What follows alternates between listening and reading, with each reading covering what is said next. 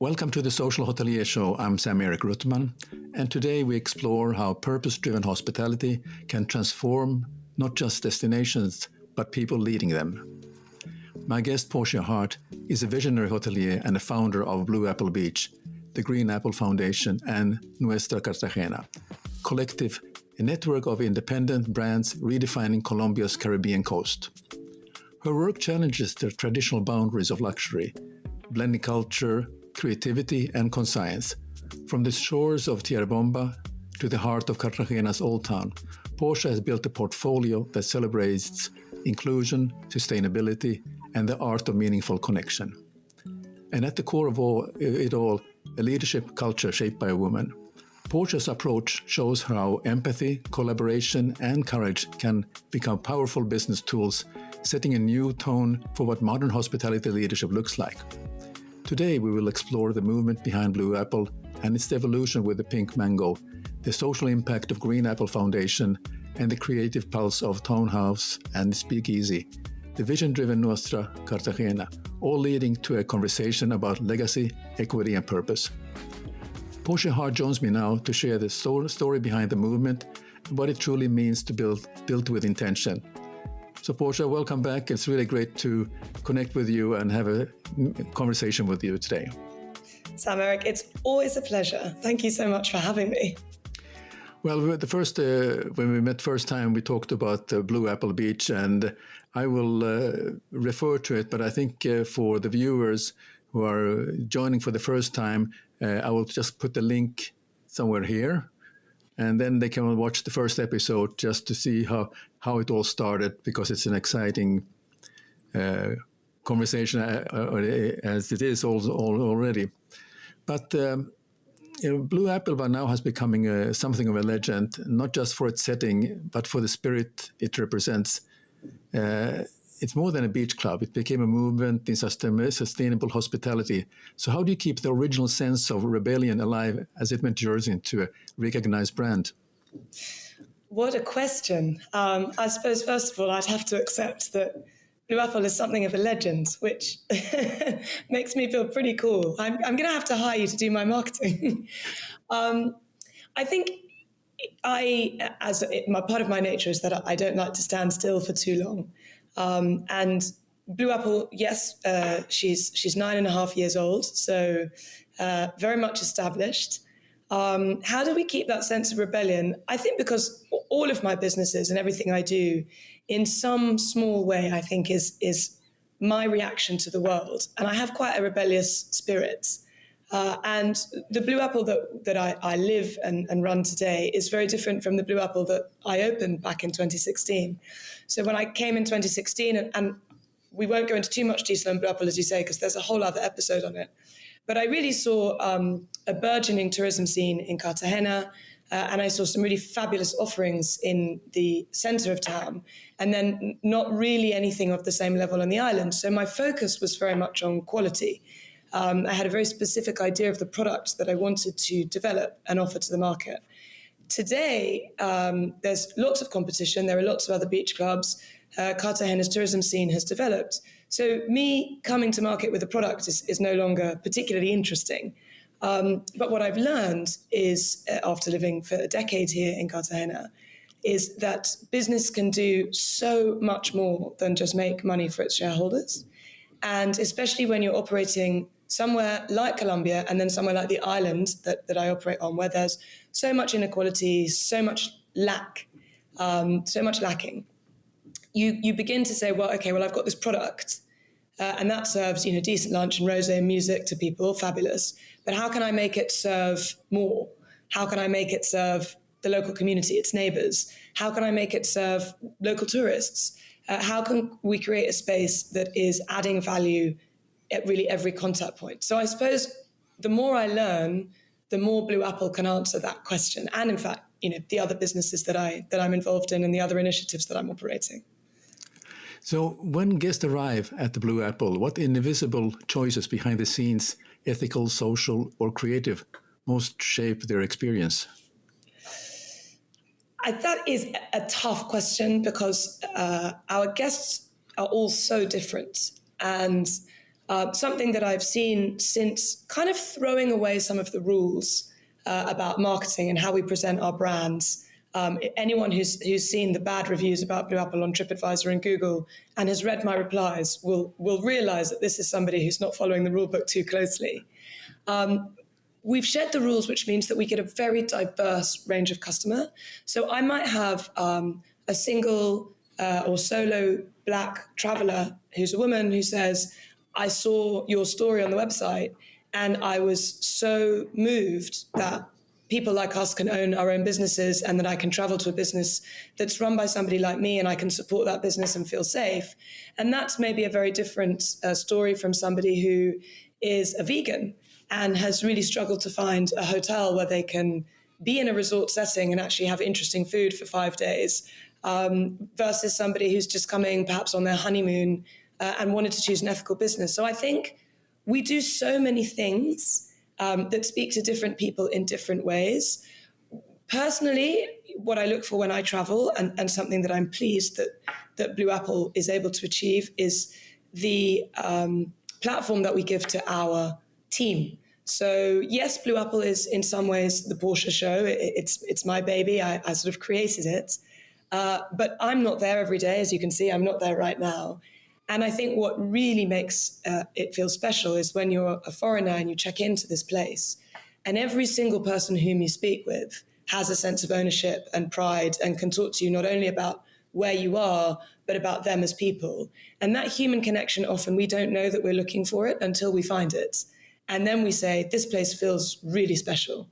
And that's increasingly when I travel anywhere in the world, and whether I'm fortunate enough to be staying somewhere that's 5 stars or whether I'm backpacking, or whether I'm in a homestay or even an Airbnb, what I'm looking for is something that feels genuine, human, and warm, and where it's not just about a brand or a founder, but actually where every person that I meet feels like a part of my experience in a real way. Yeah, I mean, I have not had a chance to visit you yet, but I only watched this from various social media posts, and I was very happy to see how you have engaged the staff to be in front of the camera and how they are very proud of what they're doing. And that for someone who's just getting a glimpse of what's going on actually makes it very special. So I think you have come across, I mean, from the last time we spoke, I always thought about, how is she doing this social media? And then I was flabbergasted and I see that you're all over the place and you're getting so many people and you're getting your staff, which I think is even more important, that they are in a way sharing their story about their life at the Blue Apple. And I thought that was a very fantastic thing that you're doing, that gives them the kind of a stage, because they are one way they are the stars of that place also. I mean, I always say with businesses like ours, I never know whether I'm the producer or the director. But one thing is for sure, I'm not the headline movie star. That is the team. Those are your chefs, your front of house, even your back of house. We've got carpenters that make every stick of furniture at Blue Apple is handmade on site. And so for me, I wouldn't want to put my name all over the poster. It's there, but there's lots of other people that make this show quite so special. Very good. Okay, so let's move over to the Pink Mango Beach Shack coming soon. I put it in brackets. A new expression. It's clear that Blue Apple sparked the movement, but your next project sounds like it's about to shake up things again. The name alone, Pink Mango, feels like pure energy. Tell me about this new chapter. Well, the Pink Mango actually was a dream that came about in about 2019. And when I say 2019, I think you're going to know why it didn't happen in 2020. And I remember for a while, actually, all of my kind of creative energy was going into this idea of the Pink Mango. And as I said, when I opened Blue Apple, I was sort of fresh off the boat, if you like, from living in Europe, in the Mediterranean. And I had this concept of the beach clubs that I'd grown up visiting and wanting to do something like that here in Colombia. And then a few years in, obviously, I've learned a lot about where I am. I've connected with the local culture, music, food, flavor. And the idea behind Pink Mango is to be able to celebrate the Caribbean. And something that I've realized when people ask me, why did you come to Colombia and why did you stay? And of course, they always think, oh, you must have met a Colombian man and you must have gotten married and that's why you're there. And actually, I've asked myself this question a lot. It took me several years to answer. The reason I'm happy living here in Cartagena in the Caribbean is, of course, because I am half Caribbean. My mother is from Trinidad and Tobago. And while I was born and raised in the UK, there is an element of Caribbean tropical heat in my blood, which simply wasn't, I suppose, awake when I was in Northern Europe. And when I came here, I felt very much at home, even though everything was technically foreign language, foreign climate, foreign culture. But I saw my mother everywhere. I now understand why my mother is always late. And the Pink Mango is my way, I think, of leaning into that other side of who I am. So it's not a hotel. It's a very, very simple beach club.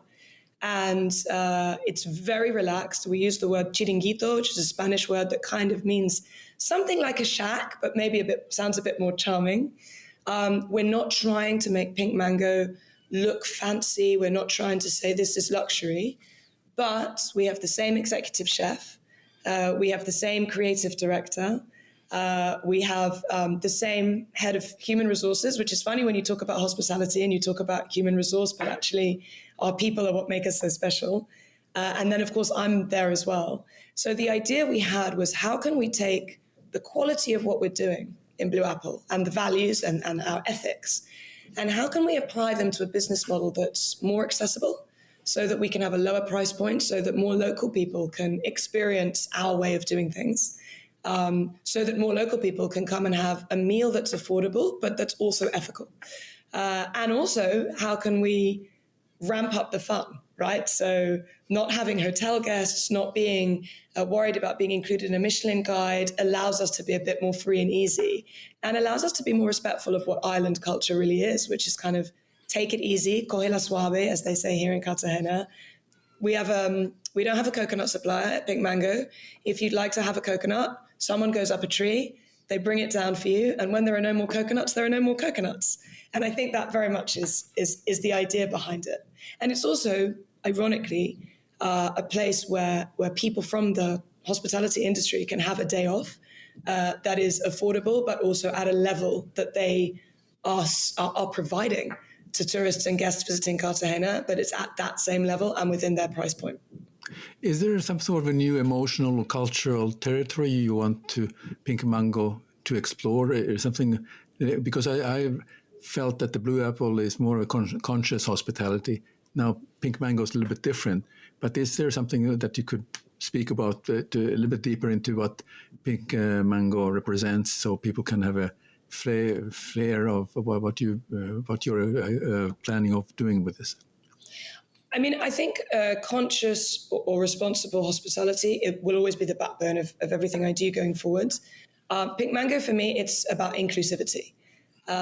It's about people from any background being able to go there and feel comfortable. And what I love, and we've seen it recently, having friends who are, they live in Switzerland, they're very privileged, and they feel really comfortable sitting in Pink Mango next to a family who are from the village of Tierra Bomba just next door.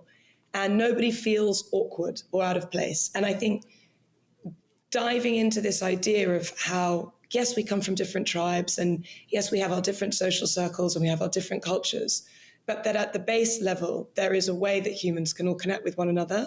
And it's really challenging when you work in hospitality to create a space where everybody feels comfortable. Because if you have a very high-end space, perhaps somebody that is not accustomed to that can feel a little bit intimidated. If you have a space that's very, very relaxed and very low profile, perhaps you have some of your higher-end customers that kind of feel like this is a bit too basic. Yeah. So I think that magic of finding deep quality in the service and the food, and also a setting that really, well, it's nature, isn't it? The beach is really for everybody. Yeah. So we're trying not to get too involved. There's not too much of us, not too much furniture, but just this very strong focus on how do we make every single person here feel comfortable. Okay, excellent. I'd like to move over now to the Green Apple Foundation. And what's striking is that your projects don't just entertain, they educate and empower. That in commitment seems to come to life most clearly through the Green Apple Foundation. I'd love to understand how that works behind the scenes. You said before that business without impact feels incomplete. So how does the Green Apple Foundation ensure that your projects give more than they take? I thought you were going to say, talking about the Green Apple, it seems like all you do is talk about fruits. I think what I should say is I don't spend that much time thinking about names. So when we started Green Apple, it wasn't its own independent entity. Green Apple was an answer to a problem.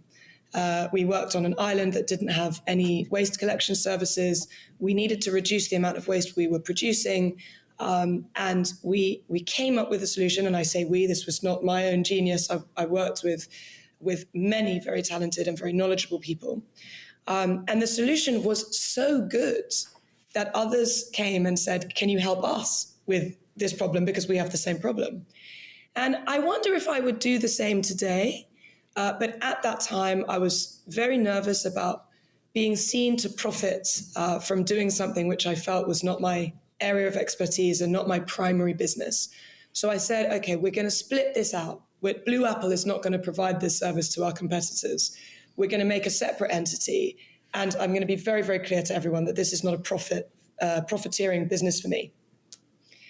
And am I pleased that I made that decision? I think so, because I think it's given Green Apple more opportunity. We now work with about 40 businesses in Cartagena. We've trained just over 3,000 members of hospitality staff in waste management and sustainable supply chain and how to operate a hospitality business in a way that does reduce your environmental impact. How do I feel that it sort of represents who we are and makes sure that my businesses are overall, let's say, having a positive impact? I think it's precisely that reach. For me, I'm a nosy person. I think the nice way to say that is curious. I like to understand what's in other people's heads. I like to see how other people do things. And I like to be in a community. I don't like to operate completely isolated. And Green Apple is this magical bridge that enables me to connect with so many of my colleagues in the hospitality space here. And not just island hotels, but restaurants, bars, very high-end venues, really small venues, independently owned businesses, big chains. And it gives us a chance to meet and talk and learn. And I mean, that for me is absolutely thrilling, because we leave school and then we sort of learn as we go along. But we never really have this sense in adult life, I think, unless we go back and study, that we're acquiring specialist knowledge outside of our own realm. And for me, to have learned the things we've learned with Green Apple, and then to see colleagues and actually guests learn. And when you see a guest and you watch them crush their wine bottle and it becomes sand, and then they're holding the sand in their hands, and you see a guy from the island explaining, well, did you know that sand is the biggest ingredient in cement and construction? So actually the cabana that you're staying in is made from these bottles. And to see kind of the light go on in people's eyes, like what a privilege. Wonderful. So how do you measure success when the outcomes are social or environmental, not financial?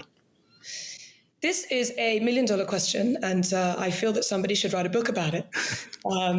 How do we define success? Because if we learn to define success in a way that feels true to us when we're young, then I think we would do a lot less damage as we grow up, because we would be seeking the success that is really what we want, as opposed to the one that society has told us is what we need, right? I could give you the boring, safe answer and say, well, metrics, data. How do we measure success when it's not financial? Well, we have lots of environmental metrics and we have lots of social metrics. So we talk about how many people in our business were promoted last year as opposed to how many people are employed.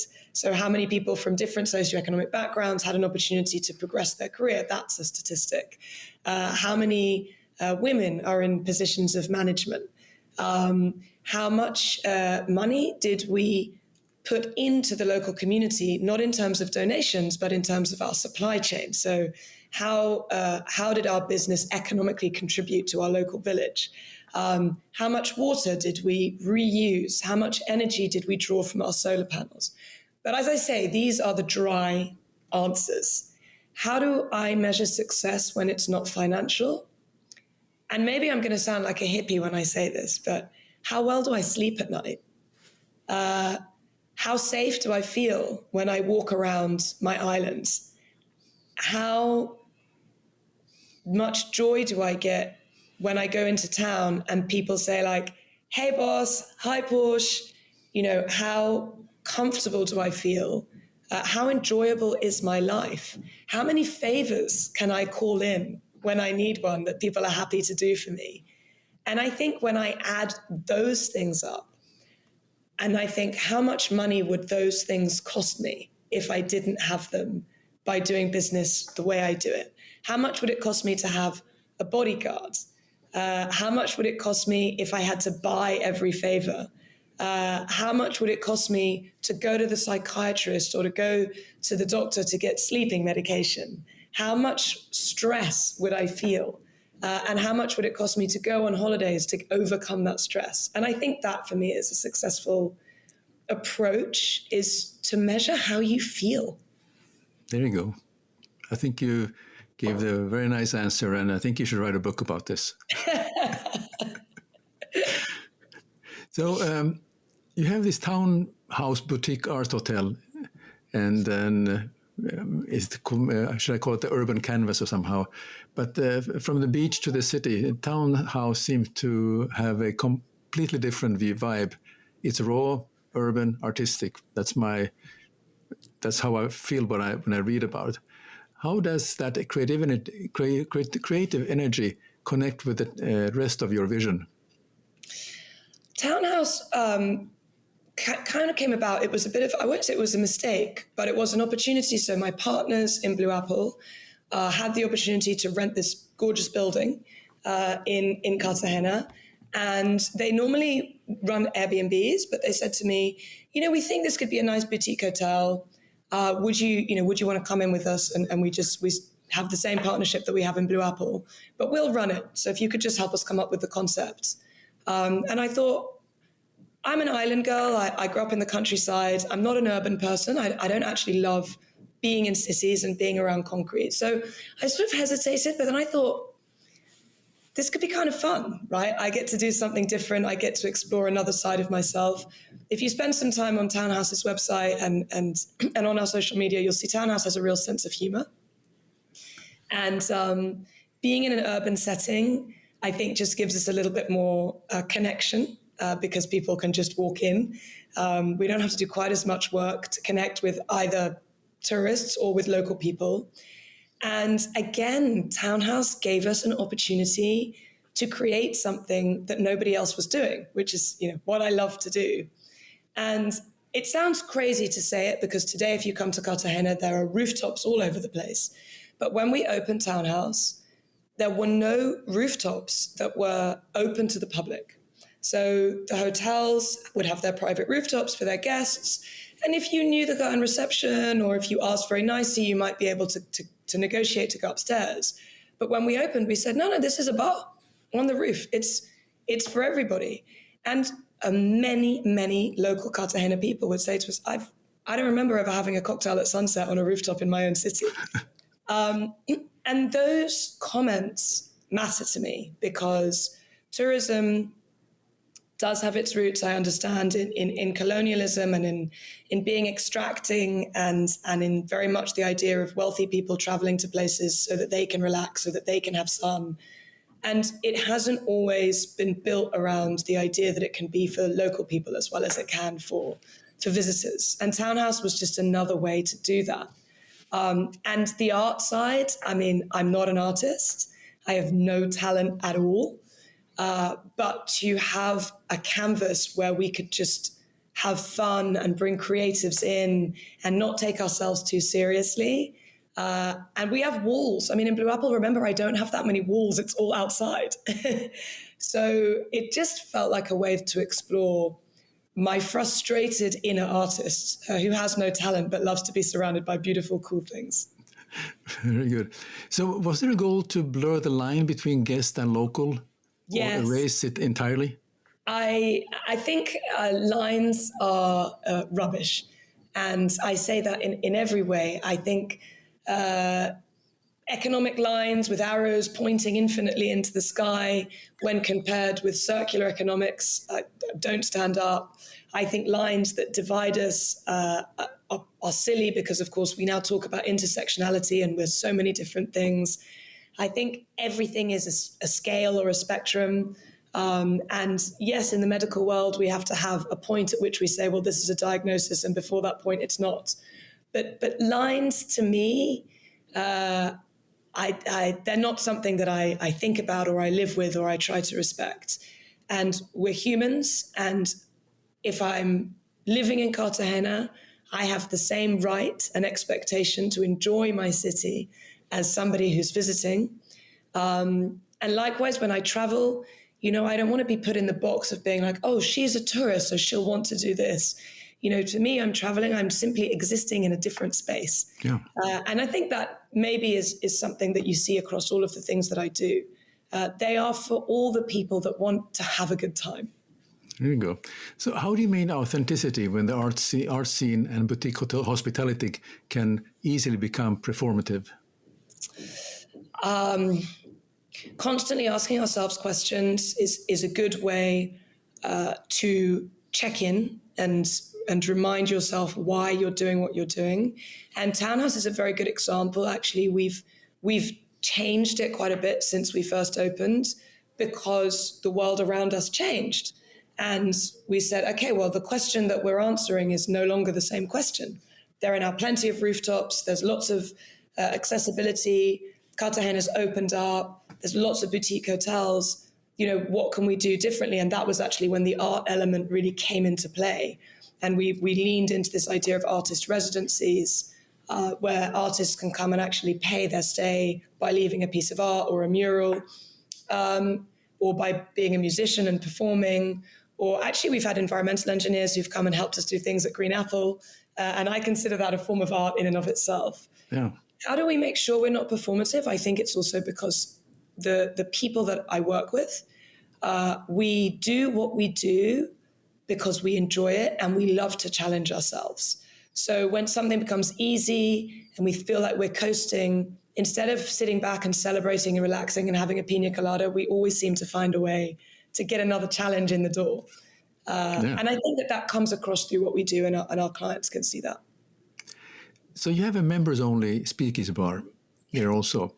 And then inside the townhouse, that's another layer, I guess I would call it, a space that's not about being seen, but about belonging. So the member-only speakeasy feels almost like the secret society for thinkers and creators. What inspired that concept? Actually, I have to admit, members only is just the name, but it's not actually a members club. And my business partners are from New York, and we were all missing jazz, really. And we had this small space in the ground floor of Townhouse that was sort of a lobby, but no one ever really used it. And we said, well, what if we just closed the door and turned this into a jazz bar for us, really? And it was hilarious because we asked our creative director, do you know a jazz band? And he sort of scratched his head and he said, well, I mean, Cartagena has a very, very strong African culture. Jazz obviously is deeply African-American. But jazz per se here, no. But he said, hang on a second. And he went away. And he came back with a motley crew of talented musicians. And he made a jazz band from them. And they, in some cases, the singer, she really had to learn English in order to get to grips with some of the American songs. The pianist, I remember when he first started, was super nervous to sing, and then we discovered he has a fabulous voice. And it became members only its own thing. And the band at the beginning, we had a band called Motown.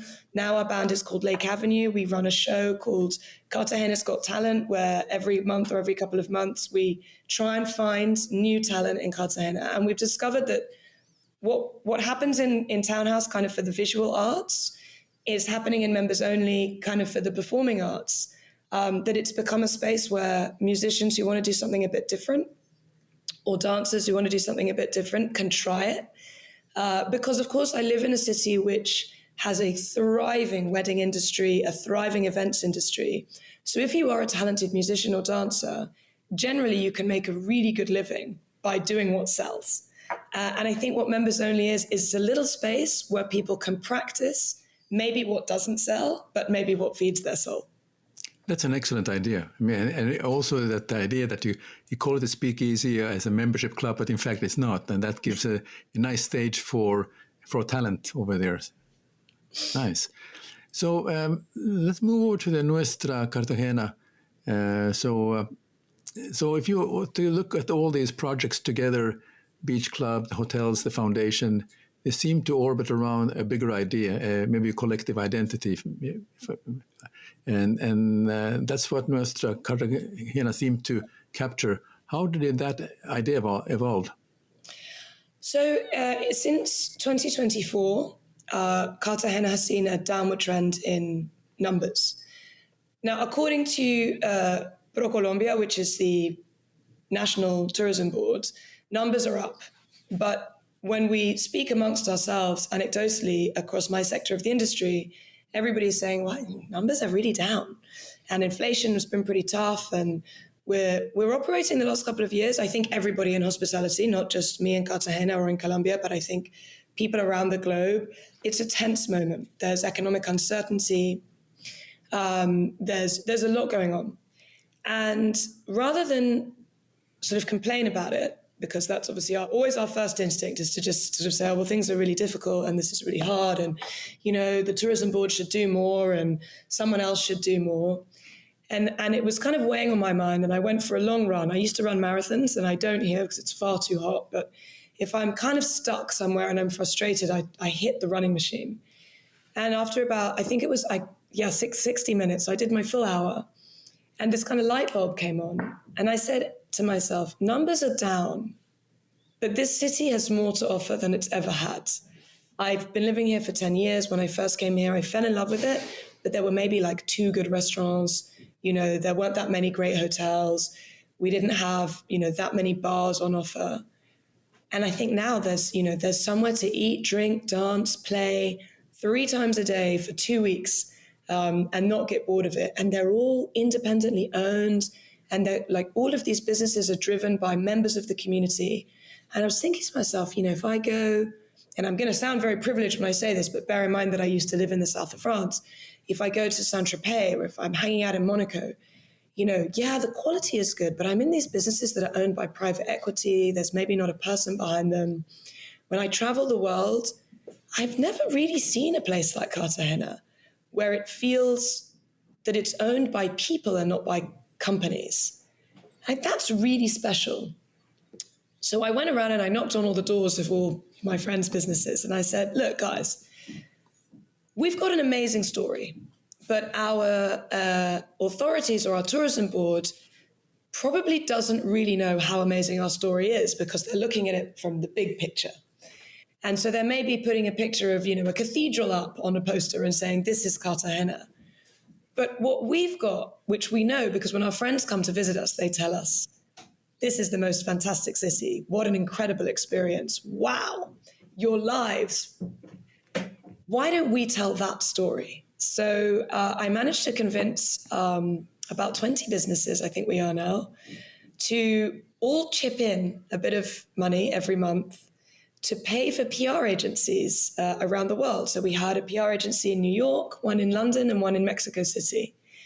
And the goal is to tell the story of Cartagena in a real way, rather than sugarcoating it or presenting this UNESCO heritage beautiful city as if it's a box of chocolates. But actually, we're going to tell the story of what makes us different from other destinations, not what makes us better, but what makes us different. Independently owned businesses, half of the businesses are owned by women. Almost all of them work in some way or another with Green Apple or with other nonprofits. All of them are involved in some way with community building. All of them have a commitment not only to quality, but also to their business being a force for good. And I think to myself, if I were a traveler and I found a destination that was telling this story, I would go there. Absolutely. And so that's what Nuestra Cartagena is. It's a collaborative project. It's non-profit. I don't make any money from it. But it's a way to show our community to the world. Well done. Yeah. So when you think about everything you're creating, what's the long-term legacy you hope to leave behind for the next generation of conscious hoteliers and change makers? I mean, looking at those young entrepreneurs who are looking up that Portia is doing, and so what is the message you want to leave? Or do you believe legacy is such a word that you don't want to deal with it? Or what is your thoughts? Well, it's funny. I've often said that legacy is sort of a word that's very tied up in the patriarchy, right? This idea that we're gone, but we have to leave something behind us. And, I don't think that anyone else in nature is thinking about their legacy. They exist and then they don't. Yes. That being said, if you can influence in any way how the world is shaped, I suppose the influence that I would like to leave, or even without me having to die to have it, would be for people in business to really explore and investigate what success means, and then build their businesses around their own idea of success. And to ask themselves, how do I feel and how do I make others feel? But also I would want to remove that line between hoteliers and non-hoteliers, business owners and travelers, because of course I'm an hotelier, but I'm also a traveler. So I suppose I would want to leave the idea as well in people's minds. When I travel, what am I contributing? Do I see travel as something that is there to serve me? Am I tired and stressed and need my winter sun? Or when I visit a community, what can I leave behind? Maybe it's just my money, but maybe I can interact with people. Maybe I can help create human connections. So I would say curiosity is probably what I would like people to think of when they think of me and my businesses. Who am I? Why do I do what I do? What does success look like? And is there anything that I could do to make anybody else's day or life or environment better? Well, I think that's a powerful vision, Portia. So it shows that hospitality, when done with purpose, can redefine both destinations and in many ways. So I think it's also you're looking at the bigger picture, how the whole community will thrive, and also the generation that's going to be the entrepreneurs after 10 or 15 years or whatnot. They will pick up many ideas and do things a little bit differently and maybe even better than you have done. And we always hope that things will improve in many ways. So thank you very much for sharing your journey and your courage to build things differently. Thank you, Portia. It's a pleasure. Thanks for giving me a chance to talk. Portia's work reminds us that the hospitality can be more than service. Her projects reveal what happens when purpose and profit align in balance with place and people. If you enjoy the episode, follow the Social Hotelier Show for more conversations with leaders shaping the future of conscious hospitality. I'm Sam-Erik. Thank you for listening, and until next time, keep building with purpose.